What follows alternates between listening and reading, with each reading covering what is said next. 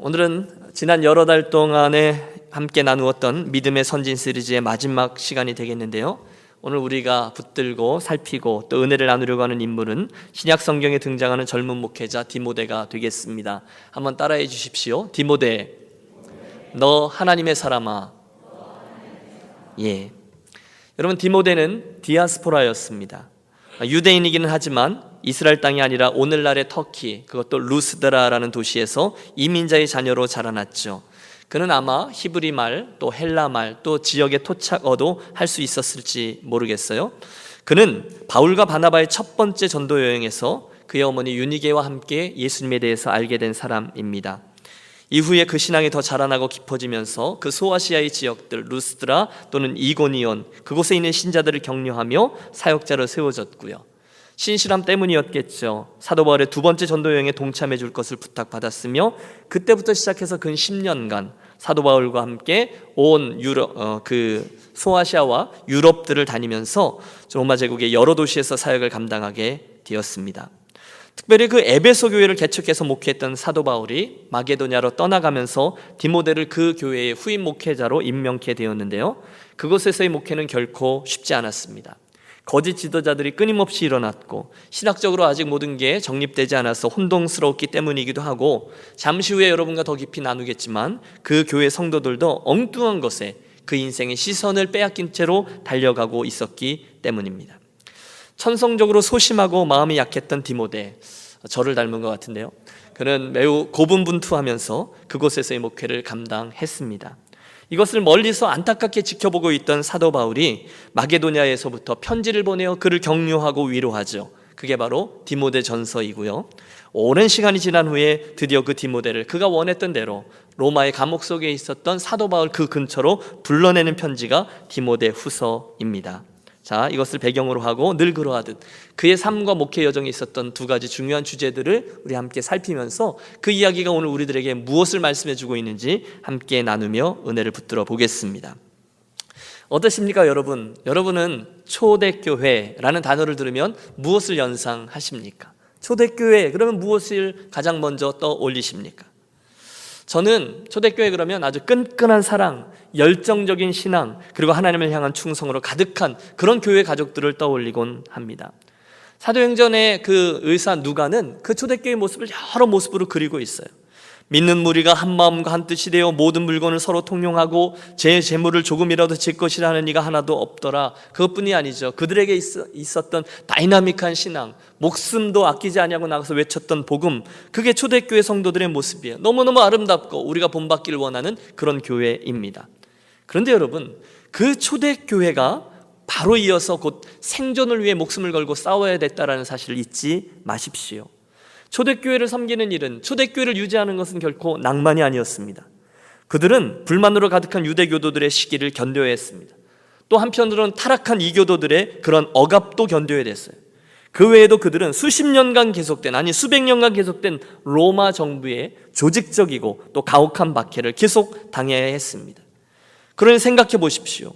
주 10년경 이런 박해들과 이단 사상들로 가득 찬 교회를 세우고 또 그 교회를 목회하기란 결코 쉬운 일이 아니었을 것입니다. 그러나 디모데는 그 사명을 감당했습니다.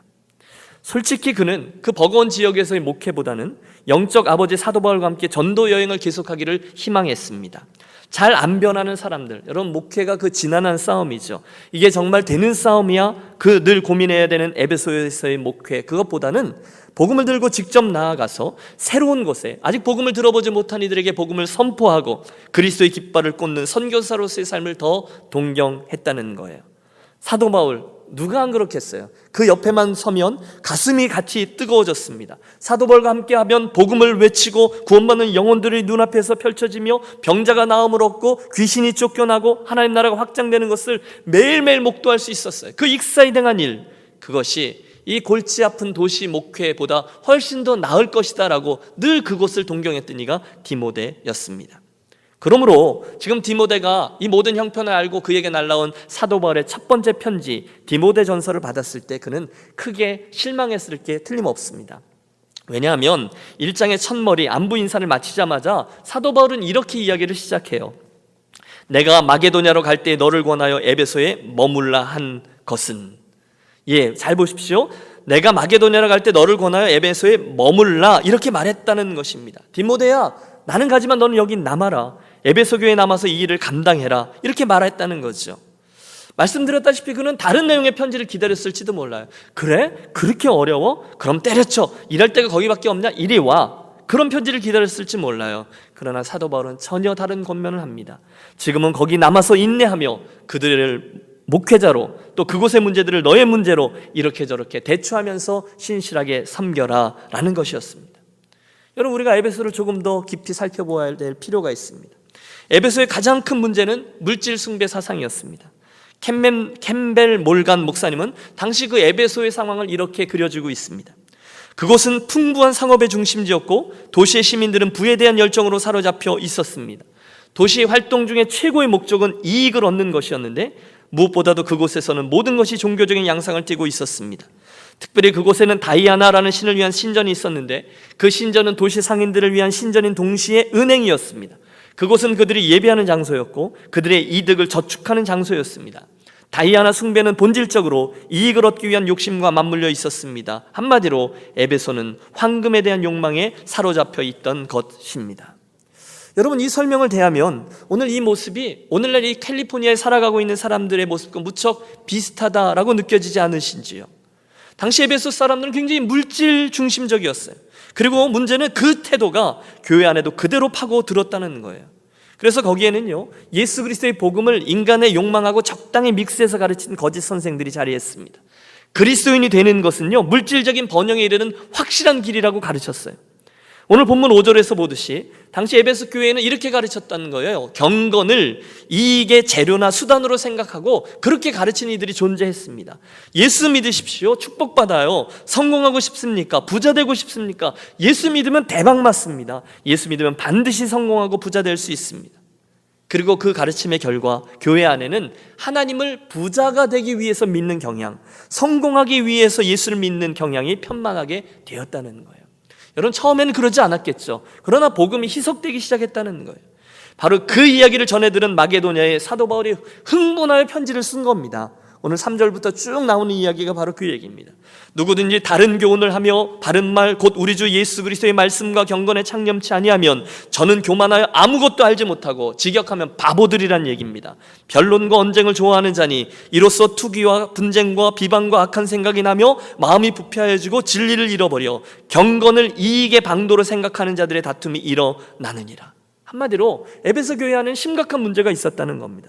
예수 믿는 것이 무엇인지 잘 모르는 이들이 많았어요. 복음을 이해하지 못했어요. 그리고 오히려 그 상황 속에서 복음 대신에 물질이 섞여 들어가는 것을 아무런 거리낌 없이 받아들였던 이들과 선생들이 있었다는 거예요. 그들을 목회자로서 이끄는 것은 무척 힘들었다는 것입니다. 여러분, 오죽했으면 사도 바울이요, 고린도전서 15장에서 밝히기를 자기가 에베소에서 목회할 때의 경험이죠. 내가 에베소에서 맹수로 더불어 싸웠다라고 표현하기까지 했습니다. 그만큼 에베소 사람들은, 에베소 교회 성도들은 목회자들을 힘들게 했습니다. 그러나 하나님의 사람은 그 교회를 포기할 수 없었습니다. 왜냐하면 그들은 분명히 하나님께서 사랑하시는 영혼들이었기 때문입니다. 할렐루야. 왜냐하면 하나님은 그 부족한 사람들이 복음을 바르게 이해하고 진짜 복음으로 돌아가는 그리스도인들이 되기를 원했기 때문입니다. 왜냐하면 하나님은 그 에베소 교회가 그 지역과 주변을 향한 복음의 전초기지가 되어 다른 곳을 향한 거점 도시가 되기를 원하셨기 때문입니다. 그래서 하나님은 그래서 사도 바울은 그날 그 중요한 일을 디모데가 감당해 주기를 원했다는 거예요. 물론 여러분, 사도 바울은요, 사랑하는 젊은이 그 디모데를 무척 사랑했습니다. 걱정했습니다. 오래전에 루스드라에서 처음 만났을 때 그는 바로 알아봤을 거예요. 그의 영혼이 맑았던 디모데. 어쩌면 저가 앞으로 저의 귀한 믿음의 동역자로 자라날 것임을 처음부터 알았을지도 몰라요. 그날 이후 그들은 수많은 나라를, 그 소아시아와 유럽을 함께 다니면서 그리스도의 복음을 전하고 교회의 깃발을 꽂는 일을 함께 감당했습니다.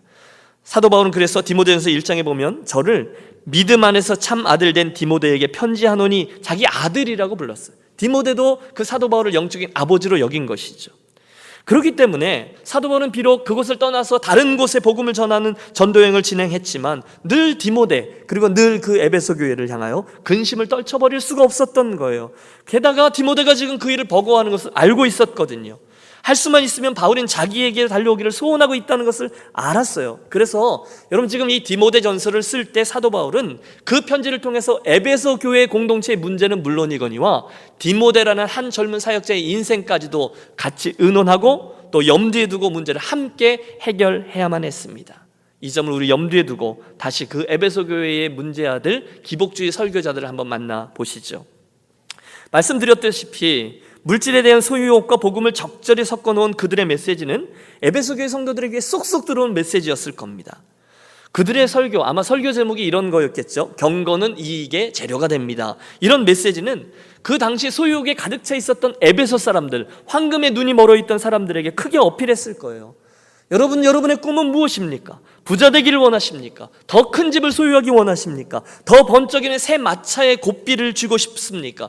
여러분의 자녀들을 세계의 중심지인 아테네로 유학을 보내고 싶으십니까? 당신의 친구들이 깜짝 놀랄 만큼 큰 성공의 주인공이 되기를 원하십니까? 그럼 예수 믿으십시오. 예수 믿으면 축복받습니다. 예수 믿는 순간 우리는 평생토록 풍성한 삶을 보장받게 될 것입니다.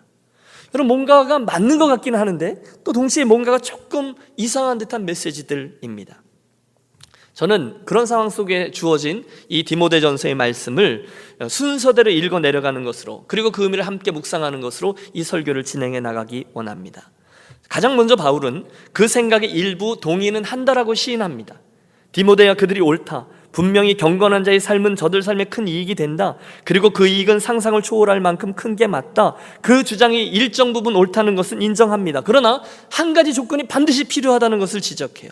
그러나 그것은 이것, 즉 만족함과 짝이 될 때에만 그럴 수 있단다. 이것이 디모데전서 6장 6절의 말씀이에요. 그러나 자족하는 마음이 있으면 경건에 큰 이익이 되느니라.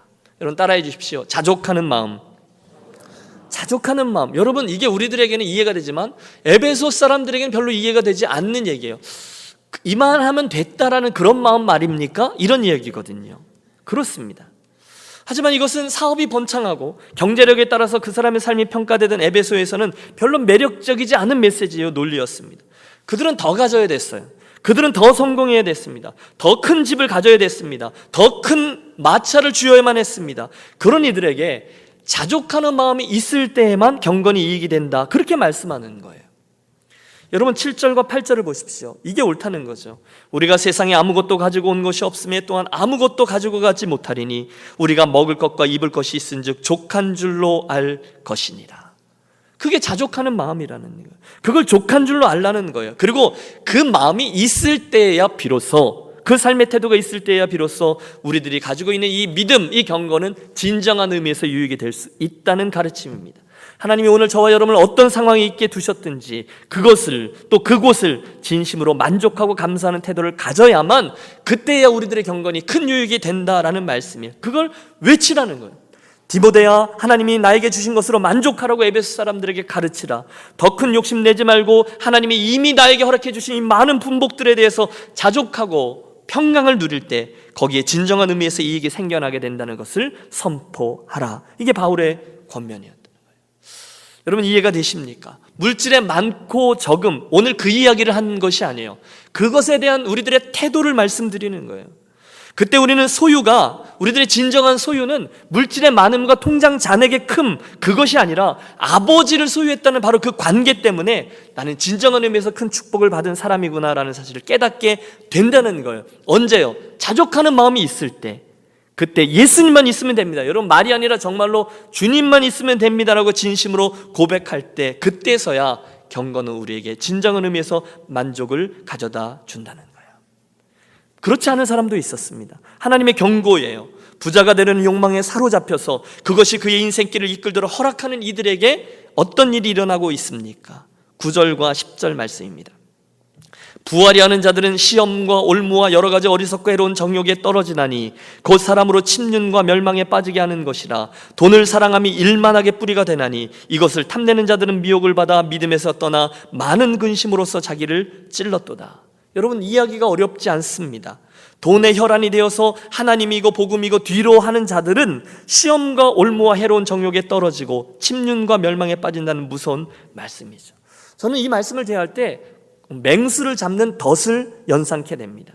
치명적인 거죠. 미끼를 가져다가 살짝 가려진 그 장치에 매달아 놓고 그 밑에는 살을 꿰뚫는 창살을 감추어두는 덫. 그래서 풀쩍 손쉽게 미끼로 뛰어들었다가 그만 온몸을 꿰뚫는 창에 생명을 잃고 마는 끔찍한 덫과 올무가 바로 그 인간적인 욕망에 있다는 거예요. 하나님이 없는 욕망이 그런 거라는 거예요.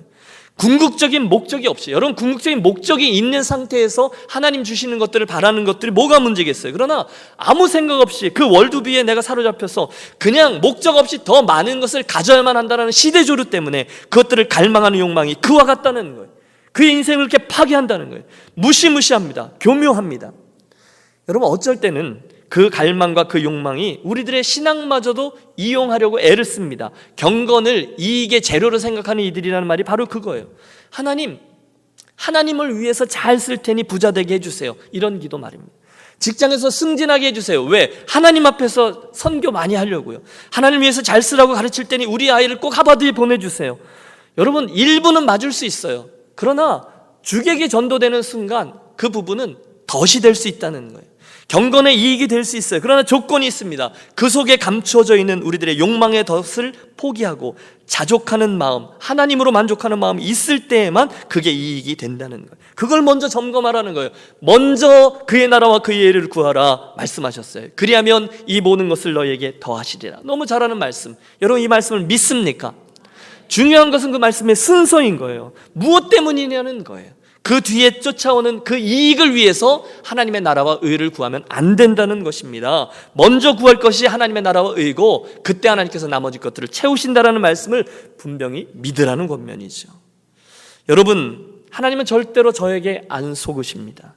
여호와 로이, 하나님은 저와 여러분을 감찰하시는 하나님이라고 하셨어요. 우리들의 속사람 깊은 곳에 어떤 것이 출발점인지를 당신은 다 아세요. 당신을 이용해서 사람의 유익을 구하려는 시도 여러분 아예 내려놓으십시오. 다 보고 계세요. 과연 그 사람이 먼저 그의 나라와 의를 구하고 있는지 나머지 이익들은 거기에 따라가도록 하는 인생인지 아니면 그 경건을 이익을 위해서 이용하려고 하는 인생인지를 하나님은 다 알고 계세요. 그러므로 디모데를 통해서 주시는 에베소 교회를 향한 하나님의 말씀은 이렇게 살라는 거예요. 우리 함께 11절과 12절의 말씀을 합독하겠습니다. 같이 읽죠. 오직 너 하나님의 사람아 이것들을 피하고 의와 경건과 믿음과 사랑과 인내와 온유를 따르며 믿음의 선한 싸움을 싸우라. 영생을 취하라. 이를 위하여 내가 부르심을 받았고 많은 증인 앞에서 선한 증언을 하였도다. 할렐루야. 여러분 하나님의 사람은 우선순위를 바로 해야 된다는 것입니다. 여러분 우리 유니온교회 가족만큼 경험이 있으시고 공부하셨고 또 건강하셨고 또 이 정도로 사시면 이제 이 말씀을 진정으로 받고 또 한번 오늘부터 새로운 출발을 해보시기를 권합니다. 혹시나 하나님을 이용해서 내 만족을 채우려는 시도가 있으시다면 내려놓으십시오. 하나님 조금만 기다려 주십시오. 제가 알아요. 그런데 제가 조금만 더요. 돈을 조금만 더 벌면요. 제 삶이 조금만 더 안정되면요. 이 비즈니스만 잘 되면요. 제 막내 대학만 보내놓으면요. 이번 계약만 성사되면요. 매달 고정적으로 이 정도의 수입이 따박따박 들어오면요. 그때서부터 제가 정말 충성을 다해 헌신하겠습니다. 여러분 속지 마십시오.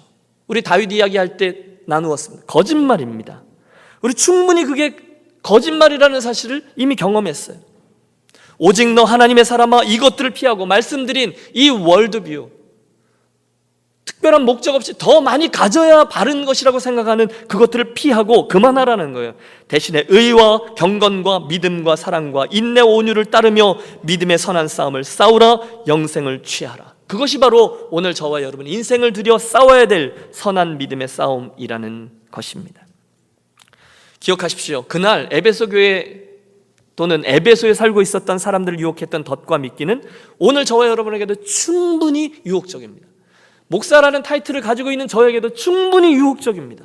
멀리 있지 않아요. 잠깐만 눈을 감고 이 이익만 취하면 될 것 같아요. 그러고 나서 주님을 더 잘 섬기면 되겠죠.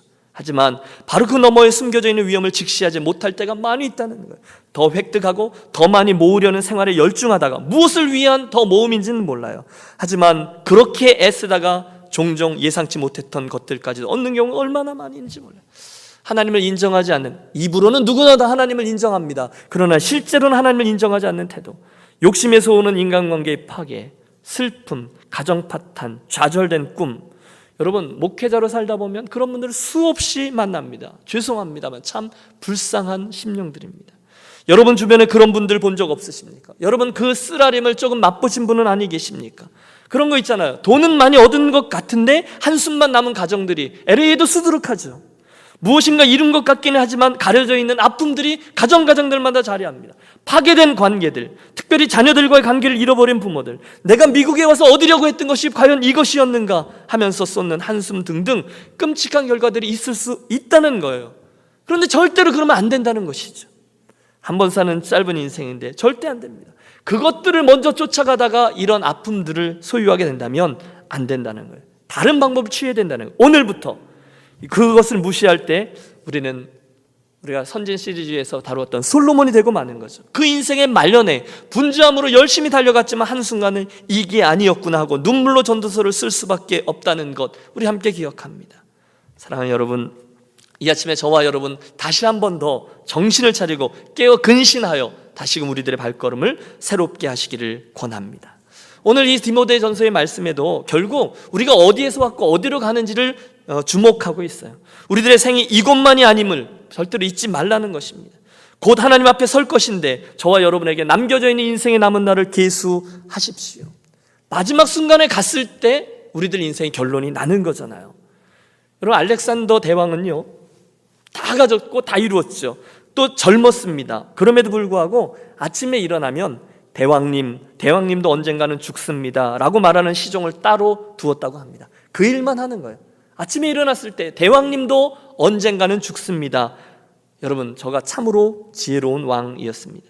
남은 날을 계수하며 주 앞에 서는 날을 늘 염두에 두고 사는 사람, 진정한 소망을 이곳이 아니라 거기다 두고 사는 사람들은 오늘을 헛되이 살지 않습니다.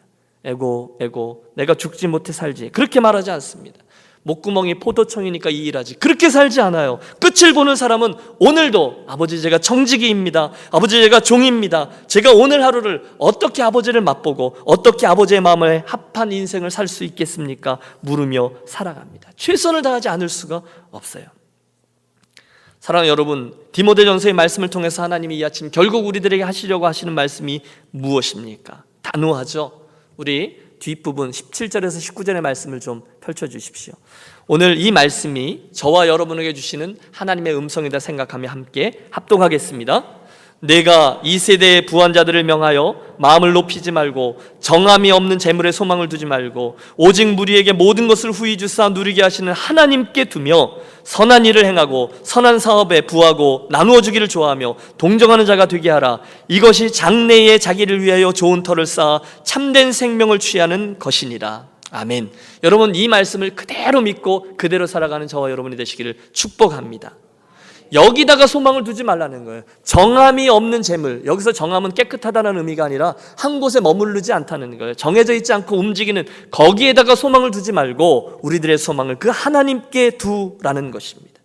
이것이 바로 디모데를 통하여 전하고자 하는 하나님의 뜻입니다. 그리고 편지 글이기 때문에 디모데야 바로 그 일을 행하라 라고 권면하고 있는 거예요. 너는 목자로서 그 영혼들을 책임질 의무가 있다. 너는 그들을 앉혀놓고 그들의 눈을 똑바로 바라보며 그들의 삶이 지금 무너질 수밖에 없는 토대, 정함이 없는 재물 위에 세워지고 있다고 똑바로 말해주어라. 그들에게 지금까지 자기들이 쌓아놓은 재물과 늘어나는 통장 잔액과 이자가 붙어서 이렇게 투자해서 이자가 붙어나가고 있는 다이애나의 친전에 모셔다 놓은 그 통장 잔액, 괜찮은 비즈니스, 거기에로 몰려들이는 사람들에게 거기에다가 인생의 소망을 두지 말라라고 분명히 경고해라. 대신 오직 하나님 그분에게만 소망을 걸라고 말해라. 그것들은 영원히 변치 않는 든든한 토대가 아니라고 말해주어라. 그것들은 언젠가는 곧 끝난다는 것을 분명히 말해라. 곧 내가 너희들을 부를 것인데 거기가 끝이 아니라 이곳이 끝이다라는 것을 분명히 말해라. 깨닫든 못 깨닫든, 에베소 사람들이 그 이야기를 들은 척하든 들은 척하지 않든 상관없이 분명히 계속해서 말해라. 그것이 목회다. 그것이 내가 너를 그곳에 든 분명한 목적이다. 사랑하는 여러분, 저는 목사이기 때문에 디모데에게 준 이 말씀이 그냥 들리지 않아요. 저는 유니온교회에서 계속해서 그 일을 하고 싶습니다. 사랑하는 여러분, 저는 여러분들로 하여금 눈을 들어 여러분의 인생을 바라보고 계신 하나님의 시선과 마주치도록 하고 싶습니다. 여러분을 향한 하나님의 시선이 어떤 것인지를 계속 말씀드릴 거예요. 여러분께서 가지고 계신 생각과 뜻이 아버지 그분이 가지고 있는 생각과 뜻이 되기를 일치되도록 애를 쓸 겁니다. 여러분, 디모데는요, 다이아나 신전에서 늘어나는 통장 잔고를 바라보면서 인생의 의미와 목적을 찾던 에베소 사람들에게 그건 가짜라고, 그건 영원한 것이 아니라고 분명히 말해야 됐습니다. 거기에 진정한 의미와 목적과 행복이 없다는 것을 분명히 말해야 했습니다. 여러분, 지금 이 센텐스가 얼마나 아름답습니까? 그것이 진정한 의미의 목적이 아닙니다. 진정한 의미의 행복을 주지 못합니다 라는 것을 계속 말하라는 거예요. 여러분, 말하죠. 그것이 아니라는 것을 아는 척하죠. 알아듣는 척하지만 우리는 나도 모르게 그럼에도 불구하고 그것을 쫓아가고자 하는 그런 욕망들이 있어요. 혹시 오늘 이 말씀을 들으시는 분들 가운데 다른 분들보다 좀 부유하게 살기 때문에 이 말씀이 불편하게 들리시는 분들이 계실지 모르겠어요. 또는 반대로 그분들에게 들으라고 하는 말씀이 아니에요. 혹은 반대로 나는 다른 분들보다 조금 못 살기 때문에 이 말씀은 그 사람들이 들어야 돼요 라고 생각하는 분이 계실지 모르겠어요. 그렇지 않아요. 오늘 이야기의 포인트는 부하냐 가난하냐 그것이 아니에요. 물질을 내가 얼마나 갖고 있느냐 그 얘기가 아니에요. 누가 들어야 되냐 그게 아니라 그 태도를 말하는 겁니다. 부자여도 얼마든지 하나님 앞에서 신실한 청지기로 살아가는 분들이 계실 수 있고, 가난하여도 어쩔 수 없이 물질의 노예로 평생을 살아가는 사람이 있을 수 있다는 거예요. 그 반대의 경우도 있을 수 있죠. 물질에 대한 이야기를 오늘 나누는 게 아니에요. 태도에 대한 이야기를 나누는 거예요. 사랑하는 여러분, 저는 계속해서 여러분들에게 그 말씀을 나누어 드리겠습니다. 여러분들께서 그 말씀을 듣고 그대로 받으시든지 또는 받지 않으시든지 알아들으시든지 살짝 못 알아듣는 척 하시든지 상관없이 저는 계속 그 일을 할 겁니다. 저는 여러분의 인생을 정말로 사랑하거든요. 그래서 하나님 보실 때 좋아하시는 모습으로 세울 수 있도록 계속해서 설득하고, 때로는 협박하고, 때로는 소리도 지르고, 때로는 여러분을 호소할 것입니다. 그건 어려운 일일 거예요. 이 디모데가 경험했던 것처럼 말입니다. 우리들의 두 발이 이 땅에 있는 한 영원한 나라 거기에다 소망을 두라라고 이야기하는 것, 정말로 그렇게 하는 게 얼마나 어렵습니까? 여러분 인정하시죠? 우리는 잠깐 이 땅에 마실 나온 나그네들이요, 결국은 모두 다 본향을 향해 가고 있다는 생각, 여러분 우리는 다 알아요. 하지만 정말로 그렇게 사느냐, 다른 문제라는 거죠. 그 이야기를 그래서 계속 말씀을 드린다는 거예요. 중간에 하다가 이게 정말 되는 싸움인가? 그런 씨름을 하게 될 것임도 알아요. 그러나 그 일을 계속 할 것입니다. 왜? 그것이 목회니까. 그것이 디모데가 했던 일이니까요. 물론 딜레마였습니다. 지금 디모데는 굉장히 힘들었습니다. 메시지를 전해도 잘 받지 않는 성도들을 보면서 지금 디모데는 내가 이 일을 계속해야 돼 말아야 돼 하면서 갈등하고 있었습니다. 오해도 받았습니다. 나이가 어리다고 연소하다고 업신여김도 받았습니다. 그런데 내가 여기서 무엇 때문에 이러고 있냐는 거예요. 차라리 복음을 모르던 그곳에 가서 생명의 말씀을 들었을 때 거꾸러지는 천하보다 귀한 영혼이 구원받는 자리, 그리로 가고 싶은 거예요. 그런데 그 디모데에게 사도 바울이 이 얘기를 하는 거예요. 내가 너를 강권하여 그곳에 머물게 한 것은 그 일을 계속하게 하기 위함이다. 굉장히 재미있는 두 번째 포인트가 있습니다. 사도 바울이요, 에베소 교회 사람들이 이렇게 외치라라면서 준 메시지가 자족하는 마음을 가지라라는 거였잖아요. 그런데 그 메시지를 디모데가 받아서 그걸 갖고 이제 선포를 해야 되는데, 바로 그때 자족하는 마음을 가져야 경건은 이익의 큰 재료가 된다라는 메시지를 전할 때 디모데에게도 똑같은 찔림이 있었을 것이다 라는 사실이에요.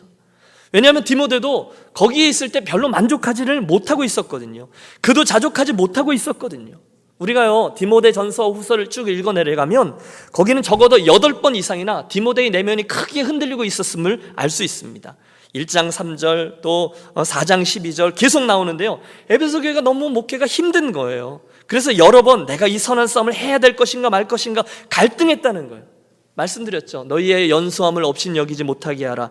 목회자를 무시하는 성도들과 갈등해야 됐어요. 많은 이들이 반복해서 범하는 죄의 악순환을 바라보아야 됐습니다. 돈 하면서 하나님 앞에서 삶에 관심이 없는 사람들을 보며 한숨도 쉬어야 됐습니다. 또 내가 정말로 이곳으로 부르심을 받았는가, 소명의식을 재확인해야 됐습니다. 돌과 같이 굳어진 마음에 대해서도 신물이 났습니다.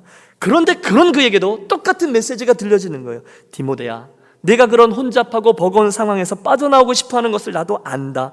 내가 그 사역에 딱 들어맞는 성품의 소유자가 아니라는 것도 안다. 내가 나이가 적다고 너를 우습게 여기는 사람이 있다는 것도 안다. 내가 나와 함께 선교지로 다니고 싶어하는 것도 안다. 그러나 디모데야, 지금은 하나님께서 너를 그곳에 있게 하셨단다. 그곳에는 해야 될 일이 있고 하나님은 내가 지금 그 일을 맡아주기를 원하신단다. 지금 그것을 믿고 자족하며 감사할 수 있겠니? 그에게도 준 말씀이라. 그렇습니다. 여러분, 자족하라라는 말씀은 에베소 교회 성도들에게도, 그날 그들의 목회자인 디모데에게도, 오늘 우리 유니온 교회들의 이곳 캘리포니아의 삶에도 똑같이 주시는 도전인 줄로 믿습니다. 오늘 저와 여러분으로 있게 하신 곳, 이곳에서의 삶, 여러분의 그 직업, 여러분의 그 가정, 우리의 유니온교회 공동체, 이 환경과 처지를 자족하고 감사하며 달려나가라는 권면이죠. 도전입니다. 그리고 그는 내 마음속에 있는 부담과 염려와 두려움과 너희 부족함에 대한 갈등까지도 하나님의 장중 안에 맡기고 이 어려운 일에 내 자신을 여전히 헌신할 수 있겠느냐, 자족할 수 있겠느냐라는 물음에 분명히 대답해야만 했습니다. 쉽지 않았을 거예요. 그러나 디모데는 그것을 해냅니다. 그리고 여러분 아십니까? 끝까지 그 일을 해내서 그 믿음의 선한 싸움을 잘 감당해서 에베소 교회를 잘 세운 후에 그는 진정한 소망 하나님이 누군지를 알게 되었고, 오랜 시간 후에 하나님의 때 그의 정신적인 아버지 바울과 함께 있을 수 있는 그의 소원을 이루게 되었습니다. 여러분, 오늘 말씀을 나누는데 괜히 저 혼자만 뜨거워져서 막 하는 것 같은데요. 오늘 이 말씀을 여러분의 삶에 조금만 더 구체적으로 적용해 보도록 하겠습니다. 여러분, 오해하지 마십시오. 본문에서 자족하라 라는 말씀을 하실 때 이 말씀의 뜻이 저와 여러분으로 하여금 더 큰 꿈을 갖지 말라, 그냥 있는 현실에 안주하라, 이런 것을 말씀드리는 그런 이야기일까요? 우리들이 어떤 상황에 처하든지 이 상황을 변화시키지 또는 노력하려고 애쓰지 말고 수수방관하라, 이런 말씀입니까? 아니에요. 여러분, 그런 이야기를 하는 게 아니에요. 사도 바울이 이야기하고 있는 원리는 이겁니다. 우리들의 있게 하신 곳의 상황과 환경은 늘 변한다는 거예요. 우리들은 끊임없이 변한다는 거예요. 재물을 하나의 예로 들어도 한여름의 소낙비처럼 갑자기 찾아온 재정적인 번창이 있을 수 있다는 거예요. 그런데 또 금방 그것들이 빠져나갈 수도 있다는 거예요. 모든 것이 순조로울 때 갖고 있던 좋은 직장이나 비즈니스나 황금 같은 나날이 너무너무 좋잖아요. 여러분, 얼마나 좋아요. 따박따박 수입이 들어올 때. 여러분, 누가 그런 소원 얘기하더라고요. 돈 세다가 잠들어 봤으면 좋겠다고 뭐 그런 얘기하죠. 우리 모두의 소원일 거예요. 그런데 여러분, 그런 일들이 있을 수 있지만 하루아침에 이 모든 것들이 다 사라져버릴 수 있어요. 잘 되던 비즈니스가 갑자기 추락하는 경우 우리 해보셨습니다. 고생은 남의 이야기로만 알았고 경제적으로 걱정하는 것은 게으른 사람이나 능력이 없는 사람들이 하는 것인 줄 알았는데 어느 날 정신을 차려보니 내 스토리가 되어 있을 수 있어요. 자식 하나만 속삭여도 행복의 근거인 줄 알았던 모든 것들이 사실은 진짜 근거가 아니라는 것을 깨닫습니다.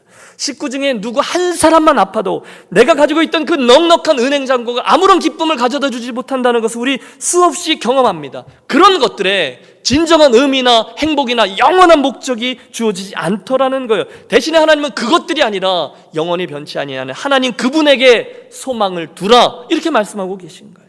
그분에게서 인생을 해석하고 내가 어디서 왔지? 내가 어디로 가지? 내가 어디쯤 달려가고 있는지 그것을 늘 생각하며 오늘 있게 하신 곳에서 그분 때문에 자족하는 인생, 하나님으로 인하여 감사하고 나에게 주신 이 구원의 은혜로 감사하고 부하든지 또는 천하든지 그것과 상관없이 하나님으로 인하여 즐거워하며 그분의 소망을 두며 하는 모든 행하는 일들이 그곳에 쌓는, 그곳에 터를 쌓는 일로 살아가는 삶, 그것을 오늘 말씀하고 있는 거예요.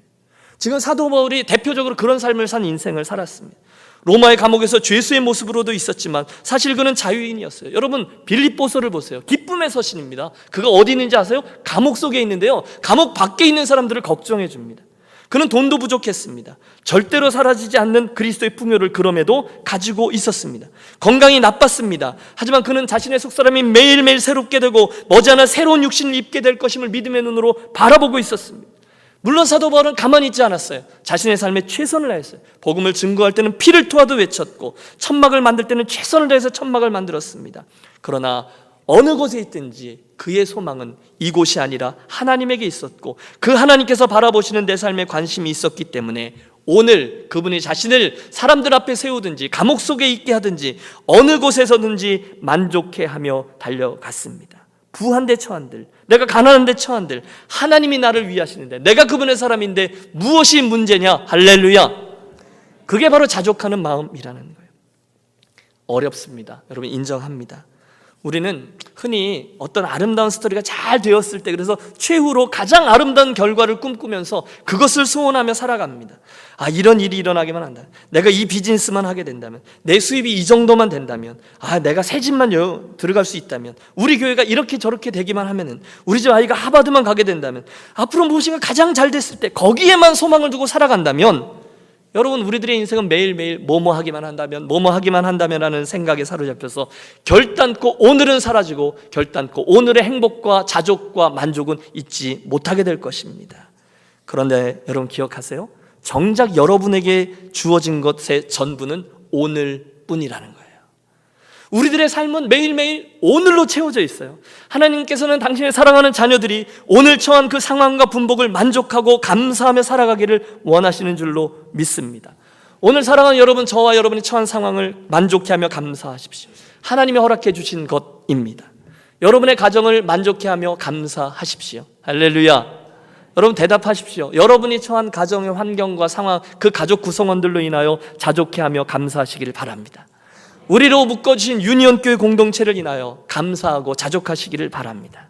저분이 있음으로 인하여 감사하십시오. 더 나아지기 위해 노력하지 말자는 게 아니에요. 주신 것들에 대한 감사, 그 자족함이 있을 때에야 나머지 것들이 의미가 주어진다는 것이죠. 그때서야 경건은 이익의 큰 재료가 된다는 거예요.